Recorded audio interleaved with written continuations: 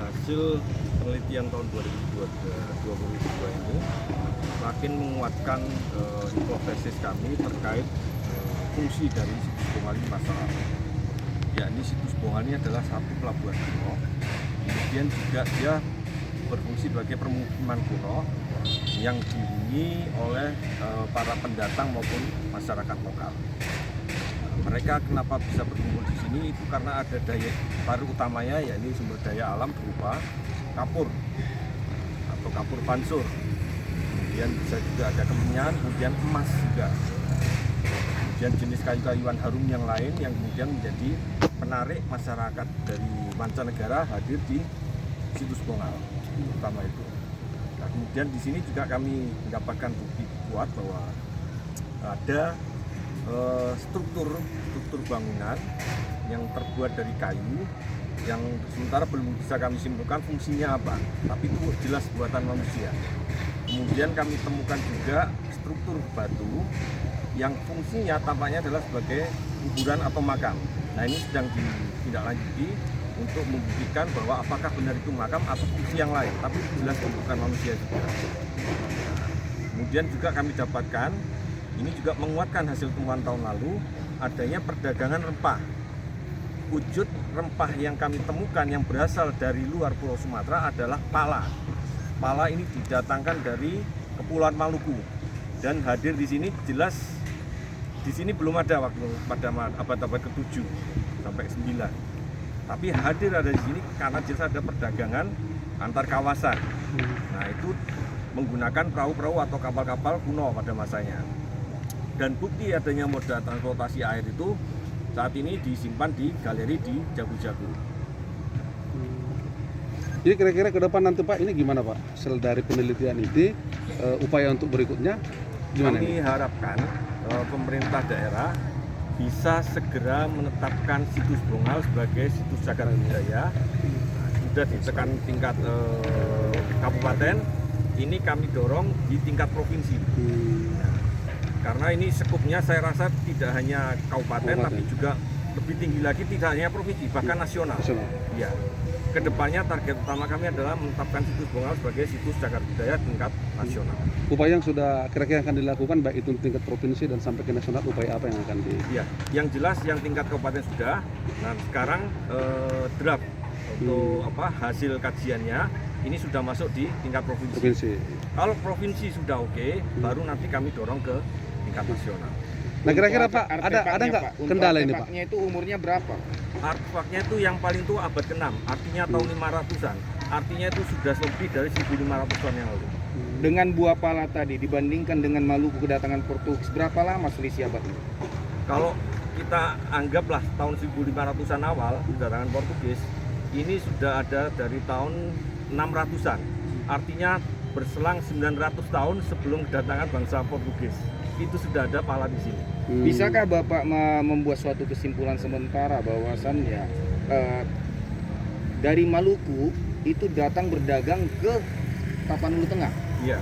Dikarenakan sesuai dengan penjelasan Bapak tadi, buah pala itu ditemukan jauh sebelum Portugis datang ke Maluku. Iya. Bisa nggak Pak? Jadi gini, adanya temuan moda transportasi yang di Bongal, berupa perahu atau kapal, itu mencirikan perahu atau kapal dari kawasan Asia Tenggara. Artinya dengan teknologi pembuatan kapal dari Asia Tenggara, tapi juga ada kemungkinan ini datang dari Arab, dari Timur Tengah. Nah, kapal-kapal inilah yang menjemput ke Kepulauan Maluku sana, membawa produk alam dari Kepulauan Maluku, kemudian dibawa ke kawasan pantai barat Pulau Sumatera, melewati beberapa pelabuhan yang ada di Nusantara. Bisa jadi lewat Jawa, kemudian masuklah ke Selat Sunda, barulah ke pantai barat Sumatera. Bisa Pak disimpulkan bahwasanya situs untuk penemuan situs Bongal ini ada bandar yang terpusat di pantai barat di situ. Iya, situs Bongal ini adalah salah satu bandar yang ada di pantai barat Pulau Sumatera. Dan ini sejauh ini adalah data tertua pelabuhan di kawasan pantai barat Pulau Sumatera. Pak Eri, kalau dari temuannya kan sangat beragam ya. Iya. Ada keramik-keramik Cina, tembikar Arab, temuan kaca-kaca Arab. Kalau boleh digambarkan, apakah temuan-temuan ini dapat mewakili bagaimana pola kehidupan masyarakat waktu itu atau interaksi antar negara atau antar kawasan waktu itu? Ya, kita tidak bisa membayangkan bahwa mereka datang langsung ya, tapi pasti mereka melewati pelabuhan-pelabuhan antara.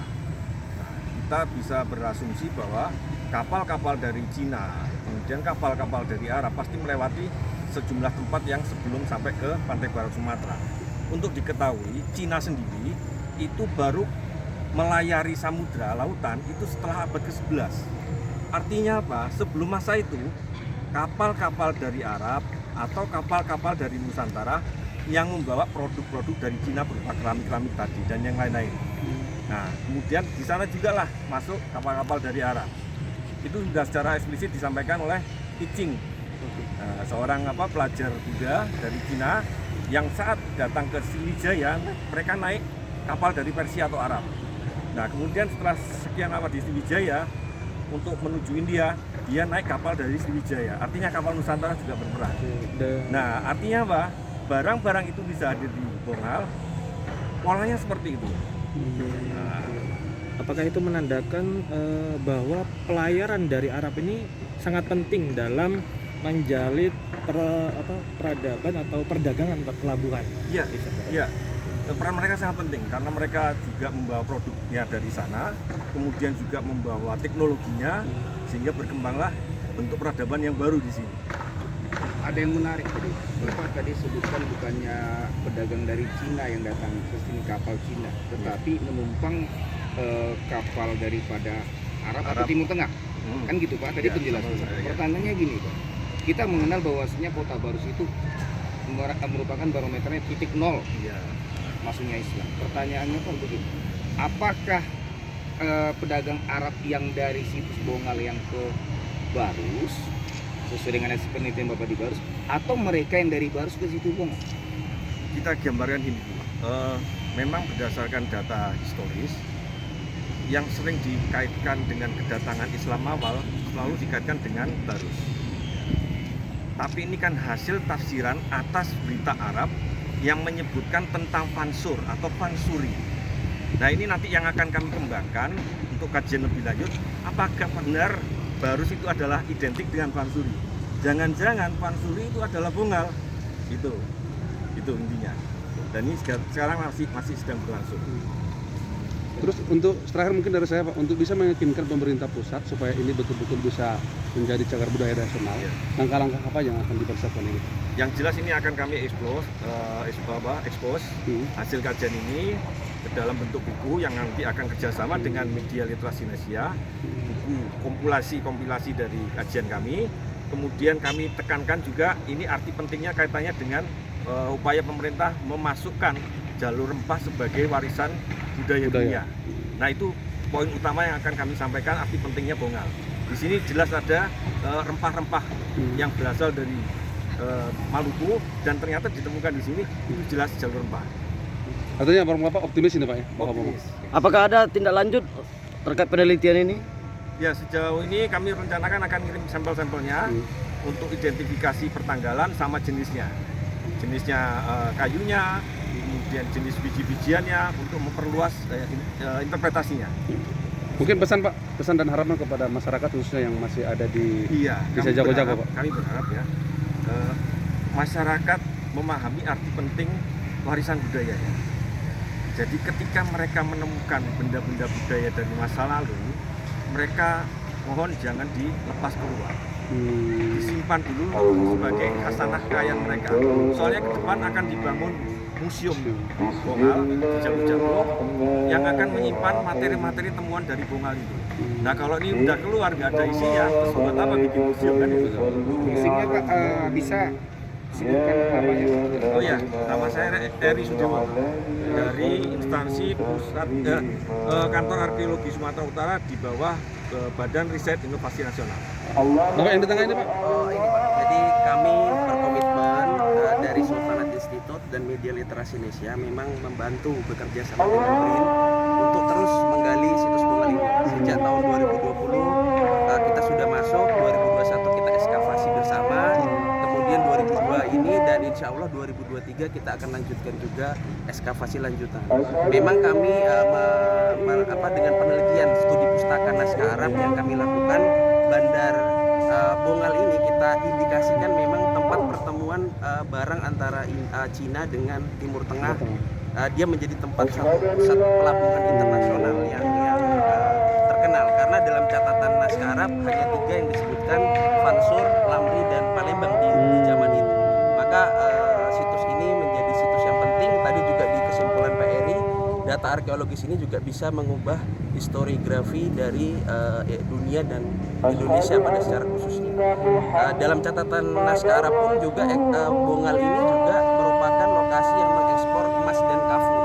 Nah, nanti kita juga berkomitmen melalui media literasi Indonesia dengan BRIN, arkeologi, juga dengan lingkungan hidup, kehutanan untuk melakukan konservasi agar nanti ada onset museum. Selain ada, kita juga sudah kelola galeri sejarah Bongal di Desa Jago-Jago. Harapannya memang nanti bersama provinsi kita bangun museum dan juga bagaimana agar replika atau miniatur dari Bongal di masa lalu atau Fansur di masa lalu itu bisa kita wujudkan sehingga nilai-nilai sejarah ini bisa terus diteruskan oleh masyarakat kita dan juga membanggakan